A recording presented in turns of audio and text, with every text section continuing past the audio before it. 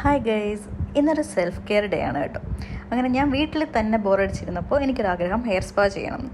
അങ്ങനെ ഞാൻ നമ്മുടെ വൈറ്റിലയിലുള്ള കൊലാബ് സിഗ്നേച്ചർ എന്നൊരു സലൂണിൽ വന്നേക്കാണ്. അപ്പോൾ ഞാൻ വന്നു, ഇവരെൻ്റെ ഹെയറൊക്കെ ഇപ്പോൾ വാഷ് ചെയ്തുകൊണ്ടിരിക്കുകയാണ് സ്പായ്ക്ക് മുമ്പായിട്ട്. അങ്ങനെ ഹെയർ വാഷൊക്കെ കഴിഞ്ഞ് അവരെന്നെ വേറൊരു റൂമിലേക്ക് മാറ്റി.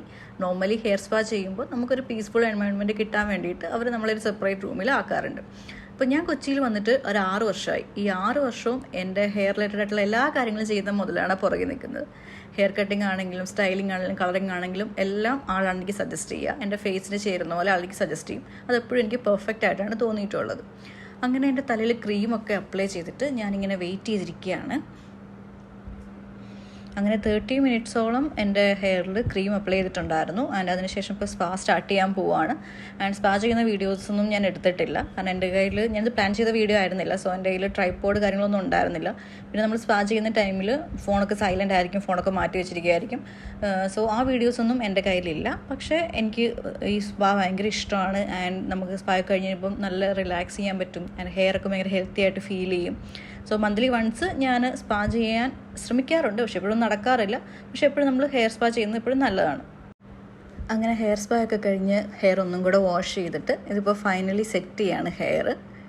ആൻഡ് ഇതാണ് എൻ്റെ ഫൈനൽ ലുക്ക്. അപ്പോൾ ആൾ കുറച്ച് സീറോ ഒക്കെ അപ്ലൈ ചെയ്ത് ആ ഒരു ലുക്ക് ഒന്ന് കംപ്ലീറ്റ് ചെയ്യുകയാണ്. അപ്പോൾ ഒരു സ്പാ കഴിഞ്ഞതിൻ്റെ ഒരു ഫീല് എനിക്ക് ആ ഹെയറിൽ അറിയാൻ പറ്റുന്നുണ്ട്. കുറേ ഫ്രിസിനെസ് ഒക്കെ മാറി, ഹെയർ അത്യാവശ്യം സ്മൂത്തായി. അപ്പോൾ എനിക്ക് ഭയങ്കരമായിട്ട് ഇഷ്ടപ്പെട്ടു ഈ സ്പാ. ഈ ഹെയർ സെറ്റ് ചെയ്യുന്ന ടൈം എന്ന് വെച്ചാൽ എൻ്റെ ഒരു ഫേവറേറ്റ് ടൈമാണ്. കാരണം നമ്മുടെ ഹെയറിൽ എന്തെങ്കിലുമൊക്കെ ചേഞ്ചസ് ചെയ്തിട്ട് ആ ഒരു എൻഡിൽ അത് സെറ്റ് ചെയ്യുന്ന ടൈമിലായിരിക്കും നമുക്ക് അത് എത്രത്തോളം എഫക്റ്റീവ് ആണെന്ന് കാണാൻ പറ്റുന്നത്. അപ്പോൾ എനിക്കിത് ഭയങ്കര ഇഷ്ടമാണ് ഇവർ ഹെയർ സെറ്റ് ചെയ്ത് തരുന്നതും.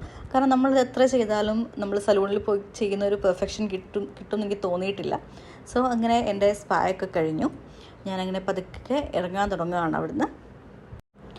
അങ്ങനെ ഞാൻ അവിടെ നിന്ന് ഇറങ്ങി. എനിക്ക് തോന്നുന്നു ഞാനൊരു 2 to 3 hours അവിടെ സ്പെൻഡ് ചെയ്തു. സോ എല്ലാം കഴിഞ്ഞപ്പോഴേക്കും എനിക്ക് നന്നായിട്ട് വിശക്കാൻ തുടങ്ങി. അപ്പോൾ ഞാൻ എന്തെങ്കിലും കഴിക്കാമെന്ന് വിചാരിച്ച് ഇവിടെ അടുത്തൊരു കഫേ ഉണ്ട്, കോക്ക കഫേ. ഞാൻ അവിടെ വന്നേക്കാണ്. ഈ കഫേ ആക്ച്വലി നമുക്ക് നൈറ്റ് 1 AM or 2 AM വരെ ഓപ്പൺ ആണ്. എനിക്ക് എക്സാക്റ്റ് ആയിട്ട് ടൈം ഓർമ്മയില്ല. മുമ്പൊക്കെ സ്ഥിരം നമ്മളിവിടെ വരാറുണ്ടായിരുന്നു. പക്ഷേ നൈസ് ആംബിയൻസ് ആണ് കേട്ടോ. നൈസ് ആംബിയൻസും നല്ല ഫുഡുമാണ്. അപ്പോൾ ഞാനിവിടെ വന്നിട്ടൊരു കാരമൽ ലാറ്റെ ആൻഡ് ഗാർലിക് ബ്രെഡാണ് ഓർഡർ ചെയ്തത്. ആൻഡ് ഇതെല്ലാം ഓർഡർ ചെയ്തിട്ട് ഞാനിങ്ങനെ ഫുഡിന് വേണ്ടി കാത്തിരിക്കുകയാണ്. അങ്ങനെ ഫുഡ് വന്നു. ഈ കാരമൽ ലാറ്റെ എൻ്റെ ഒരു ഫേവറേറ്റ് ഐറ്റമാണ്. ഞാൻ മിക്കവാറും കോഫിയിൽ എന്തെങ്കിലും വെറൈറ്റി ട്രൈ ചെയ്യണമെന്നുണ്ടെങ്കിൽ ട്രൈ ചെയ്യാറുള്ളൊരു ഐറ്റമാണ് caramel latte. And garlic bread ആയാലും നല്ല ടേസ്റ്റ് ഉണ്ടായിരുന്നു, അടിപൊളിയായിരുന്നു.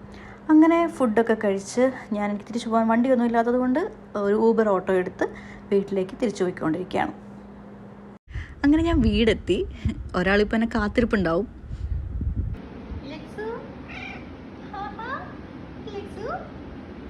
ഇനി എൻ്റെ റെസ്റ്റ് ഓഫ് ദി ഡേ എൻ്റെ ലെക്സിൻ്റെ കൂടെയാണ്. ആൻഡ് എന്നെ മിസ് ചെയ്തിട്ടൊന്നും അല്ല അവൾ അങ്ങനെ കരഞ്ഞത്. എങ്ങോട്ടെങ്കിലും പോകുന്നുണ്ടെങ്കിൽ ഫുഡ് തന്നിട്ട് പൊക്കോളെ എന്നാണ് അവൾ ഉദ്ദേശിച്ചത്. എനിവേ എൻ്റെ സാറ്റർഡേ ഇവിടെ കഴിയാണ്. So see you in next video. By.